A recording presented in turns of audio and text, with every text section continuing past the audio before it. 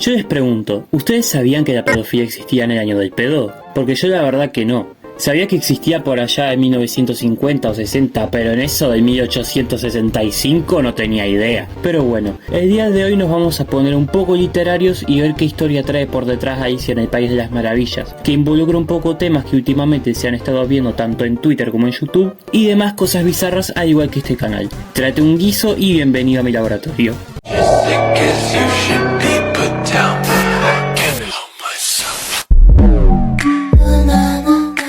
Siempre ellas son más de 600 bolívares. Muchas gracias, los quiero mucho.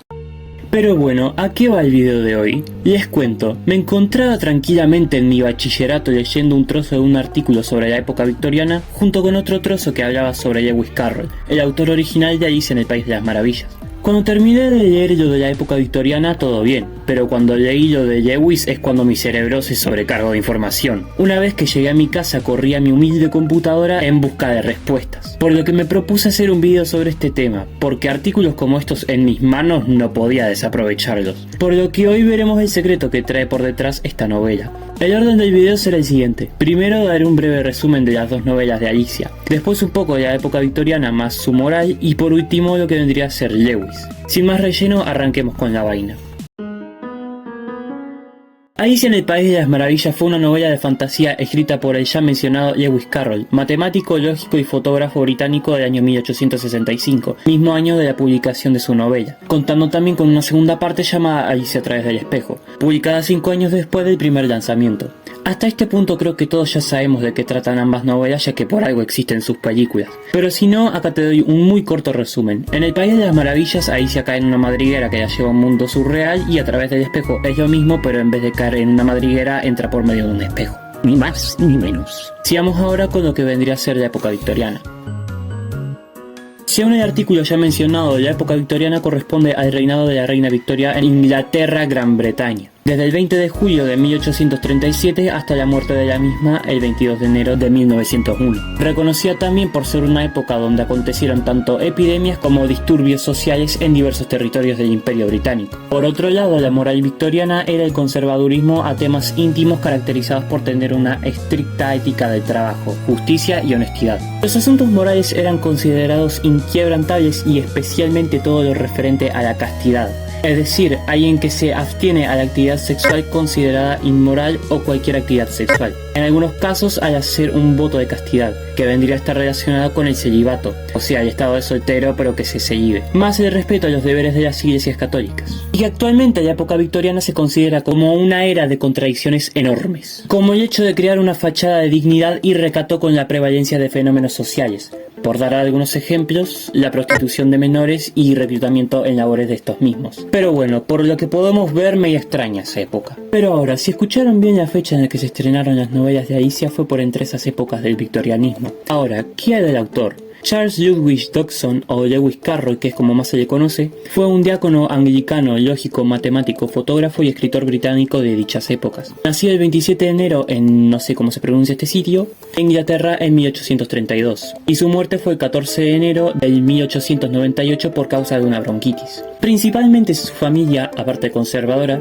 contaba con un total de 10 hermanos, 11 contándolo a él, todos con dedicación a la iglesia o ejército, que eran profesiones que en aquella época eran conocidas en la clase social medianamente alta. Durante su niñez disfrutaba de la lectura, contaba también con unas dificultades de tartamudez, sordera y era sordo por uno de sus oídos. A los 18 años entró en Oxford, donde más tarde impartiría matemáticas por un largo periodo. También se dedicó a escribir libros y demás artículos en base a las matemáticas y geometría. Por otro lado, Charles no era muy adaptado en cuanto a la sociedad adulta, por lo que disfrutaba de la compañía de niños, pero especialmente de las niñas. Ahora, creo que desde este punto es que las cosas empiezan a ponerse extrañas, ¿no? Con dichos niños disfrutaba de compartir juegos, crear los suyos o contarles historias también. De entre todas sus amistades con niñas había una que resaltaba, siendo esta una niña llamada Alice Liddell, que en base a ella es que surgiría Alicia. En base a todo esto es que empezaron a crearse los rumores de que Charles era esto de acá. Pero hasta el momento no hay nada que pueda afirmar esto.